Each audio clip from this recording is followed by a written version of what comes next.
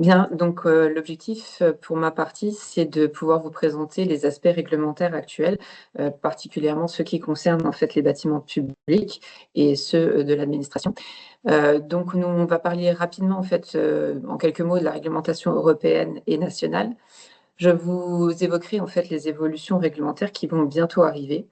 Et puis, on évoquera rapidement la réglementation thermique au Luxembourg, puisqu'elle est quand même très importante pour tout ce qui est, en fait, qui concerne le parc des bâtiments. On terminera sur les prestations, en tout cas les études qu'on a eu déjà l'occasion de faire et qu'on peut proposer pour aider, en fait, dans le cadre de ces exigences et de ces évolutions, en fait, réglementaires.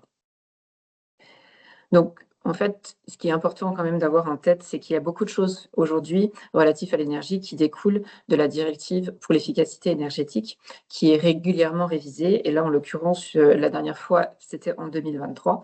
Et cette directive, elle impose notamment d'établir pour les États un plan national énergie et climat. C'est ce qu'on appelle le PNEC, que vous connaissez sans doute, et qui va donner les directives, en fait, les lignes de conduite avec des fiches d'action en fait, que l'État va mettre en place pour atteindre les objectifs qui sont fixés par la directive. Mais il faut savoir par contre qu'il y a également en parallèle de ça des transpositions de textes.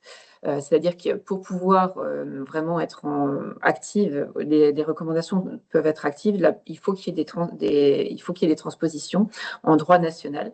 Donc tout n'est pas transcrit, mais en tout cas les principales mesures vont l'être et c'est en cours actuellement. Donc on pense que ça va sortir soit cette année, soit début d'année prochaine. En parallèle de ça, on a aussi ce qu'on appelle l'EPBD. Donc, c'est tout ce qui va concerner en fait la réglementation pour les bâtiments.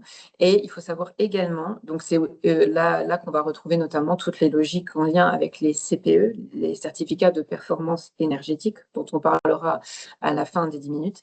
Et cette directive-là, en tout cas cette partie réglementaire, est également en cours de mise à jour. Donc, en quelques mots, hein, je pense que vous en avez déjà entendu parler par la presse ou par d'autres documents. Donc, le plan national énergie et climat, il a des objectifs qui sont quand même assez ambitieux, avec effectivement une étape à 2030. Et donc, parmi les fiches, il y a environ 200 fiches en fait. D'axes de travail en fait qui sont établis. On peut retrouver par exemple la fiche qui concerne la suppression des énergies fossiles, notamment en installant des pompes à chaleur ou en ayant recours à des réseaux de chaleur, ou encore des obligations de rénovation énergétique pour les bâtiments fonctionnels. Si je reviens donc sur cette fameuse directive efficacité énergétique qui est vraiment une grosse partie en fait dans tout ce qui va se passer dans les prochains mois ou dans les prochaines années. Donc les principaux articles qui vont concerner les bâtiments, en tout cas les organismes publics, ce sont les articles 5, 6 et 7. Le premier, donc, ça concerne le rôle moteur du secteur public dans le domaine de l'efficacité énergétique. L'article 6, c'est le rôle exemplaire des bâtiments et des organismes publics. Et enfin, l'article 7 concerne les marchés publics. Donc, si on est juste un tout petit peu plus précis sur ces articles, parce qu'il faut comprendre un petit peu ce que ça va induire. Donc, par exemple, l'article 5, il va viser à réduire la consommation d'énergie finale de tous les organismes publics de 1,9% chaque année par rapport à l'année 2021. Et enfin, sur les marchés publics, il va y avoir des exigences d'efficacité énergétique lors de la passation des marchés publics. C'est déjà le cas actuellement, enfin, c'est-à-dire que c'est souvent quand même une notion qui est évoquée pendant les marchés publics, mais là, il y a un renforcement et également un encouragement de ce qu'on appelle les contrats de performance énergétique. Alors, concernant les évolutions qui vont arriver, donc on a 3 lois qui sont en cours de préparation, la loi sur l'efficacité énergétique, la loi sur les énergies renouvelables et la loi sur les réseaux de chaleur. En parallèle, on attend également une mise à jour de mécanismes d'obligation. Donc, on en parlera un peu plus à la fin en fait, de ce webinaire. Le mécanisme d'obligation, ça pousse les fournisseurs d'énergie à faire des économies à leurs clients. Et là, il y a en l'occurrence des mises à jour qui vont arriver également sur cette partie. Alors, pour revenir un petit peu plus en détail en fait sur les obligations qui vont arriver et qui concernent effectivement les bâtiments, donc les bâtiments publics. Pour l'histoire de la rénovation des 3% par an en surface, il va falloir qu'en fait ils atteignent une classe minimum. Donc en l'occurrence, c'est pas encore tout à fait défini, mais il y a très forte chance qu'on les pousse en fait dans l'obligation de rénovation à atteindre la classe D au niveau des certificats de performance énergétique. Alors, vous le savez peut-être, on en touchera 2 mois après, mais il y a toujours 2 lettres dans les certificats de performance énergétique. Une pour la performance énergétique, justement à proprement parler, et une pour la classe d'isolation thermique. Donc ça veut dire que c'est quand même assez ambitieux, surtout pour des bâtiments qui sont assez anciens. Également, donc les 1,9%, on parle bien de la consommation d'énergie totale, donc à la fois la consommation des bâtiments, mais ça peut être, par exemple pour les communes, également l'éclairage public ou encore les consommations des parcs de véhicules. Normalement, l'État aurait dû avoir une vue consolidée en fait de l'ensemble des bâtiments publics avec leur consommation et leurs spécificités à fin d'année 2025. En l'occurrence, pour les bâtiments de l'administration, je pense que c'était des listes qui existaient déjà. Pour les communes, c'était moins évident. Et donc, ça a été collecté, toutes ces informations-là, normalement en fin d'année. Et de fait, il y a eu en parallèle des aides qui ont été renforcées pour les travaux dans les communes. Donc là, c'est vraiment plutôt pour la cible des communes. Donc, si on doit en fait finalement expliquer un petit peu ce que l'État doit faire, en fait, pour respecter ces exigences, il doit inventorier son parc immobilier, planifier des rénovations, suivre les économies d'énergie réalisées et intégrer les objectifs climat 2030-2050.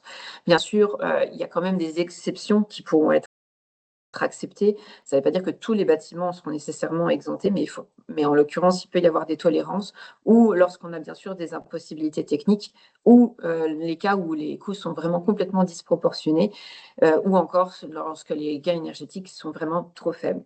Donc, il pourrait y avoir des dérogations, mais ce ne sera pas la majorité. Donc sur le mécanisme d'obligation, j'en ai touché quelques mots. Le changement qui a eu lieu déjà dès l'année 2025, c'est qu'on peut plus subventionner des installations qui consomment des énergies fossiles, donc en l'occurrence le fioul et le gaz. Et c'est vrai pour tous les dispositifs de subvention publics également. Le point, il est quand même très important. Donc, il y avait une volonté quand même de pouvoir simplifier les démarches et les demandes d'autorisation et également d'obliger en fait les communes ou les installations publiques à ajouter en fait du PV sur les bâtiments, aussi bien dans le neuf que dans l'existant. Et il y a aussi des lobbying pour essayer de pousser au partage d'électricité, donc dans le cadre des communautés d'énergie, donc des communautés pour pouvoir essayer d'optimiser en fait entre les producteurs et les consommateurs. Donc juste pour l'obligation qui va arriver en fait sur la mise en place de photovoltaïque, vous voyez ici quelques dates qui sont quand même importantes. On voit que dès la fin de l'année 2026, l'ambition c'est que tous les bâtiments qui se construisent d'une surface supérieure à 250 mètres carrés soient d'office pourvus, en tout cas qu'on ait fait l'étude de la mise en place en fait de photovoltaïque sur ces nouveaux bâtiments. Là, ce sera tous les nouveaux bâtiments à l'échéance normalement du 31 du 12 2029. Et pour la partie des bâtiments existants, on va déjà cibler les bâtiments les plus grands à partir de fin 2027. Donc potentiellement tout ce qui est bâtiment existant, on devrait avoir réalisé en fait finalement une étude de faisabilité pour pouvoir potentiellement en fait implémenter les projets sur d'abord les plus grands bâtiments et puis au fil des années en fait sur des bâtiments qui seront un peu plus petits.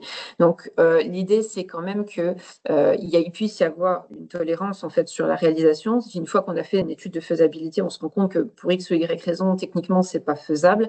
Il y aura sans doute aussi des dérogations possibles, mais il va y avoir une obligation à pousser ces études-là pour forcer, en fait, dans le cadre des rénovations, à mettre du photovoltaïque sur les bâtiments existants. Donc, si on doit résumer un petit peu tout ça, c'est qu'en fait, avant, on pouvait dire, bah, je choisis quelque part de mettre du photovoltaïque, peut-être dans cette situation-là, cette situation-là. Là, aujourd'hui, ça va devenir l'inverse, c'est-à-dire que de base, le PV, ça devient la base et qu'il va falloir justifier dans le cas où, en fait, on ne va pas en mettre. Donc, par exemple, tout ce qui est nouveau bâtiment, tout ce qui est rénovation lourde ou rénovation de toiture, bah, d'office, il faut vraiment avoir analysé la faisabilité, parce qu'il y a quasiment une obligation de mettre du PV dessus. Et notamment aussi sur les bâtiments qui consomment beaucoup d'énergie, parce que le but, c'est de pouvoir justement favoriser l'autoconsommation. Dans le cas où effectivement on a des toitures trop petites, de l'ombrage trop important, les bâtiments qui sont, on va dire, plutôt classés au patrimoine, les toitures techniques qui ont déjà beaucoup de choses installées dessus, ou des bâtiments qui risquent d'être démolis, ou encore des raisons de temps de retour sur investissement ou de contraintes de sécurité, on peut avoir des dérogations, mais il va falloir documenter pourquoi. Donc, en l'occurrence, vraiment décrire pourquoi on n'a pas pu en fait mettre du photovoltaïque sur ces bâtiments. Alors, je vous touche 2 mots en fait sur la réglementation, ouais, sur la réglementation thermique en fait au Luxembourg. Oui, pas trop vite. Donc, je rappelle en fait pour que tout le monde soit bien au fait que tout ce qui est, certificat de performance énergétique, c'est une obligation pour, les bâtiments, d'autorité publique qui sont visités par le public, d'une surface supérieure à 250 mètres carrés. Et globalement, pour les bâtiments fonctionnels, dans le cas où on a une construction neuve, où on modifie de façon importante en fait le bâtiment, où on le met en location, où on le vend, ou encore dans le cadre d'une extension. Et normalement, quand on a un nouveau bâtiment, au bout de 4 ans, on est censé faire une mise à jour en fait de ce certificat de performance énergétique. Vous en avez sans doute tous déjà vu, puisque vous êtes concernés par vos bâtiments. Donc, il se présente de cette façon-là. Tout à l'heure, j'ai parlé, vous avez 2 classes principales. La première, c'est la classe d'efficacité, la classe de performance énergétique, qui va reprendre en fait tout ce qui concerne la qualité de l'enveloppe, mais également le dispositif de chauffage et également les installations photovoltaïques. Et puis, vous allez avoir la classe d'isolation thermique qui, elle, ne reprend que l'évaluation de la qualité de l'enveloppe du bâtiment. Tout ce qui est mur, toiture, dalles, etc., les châssis des fenêtres. Le certificat de performance énergétique est valable 10 ans.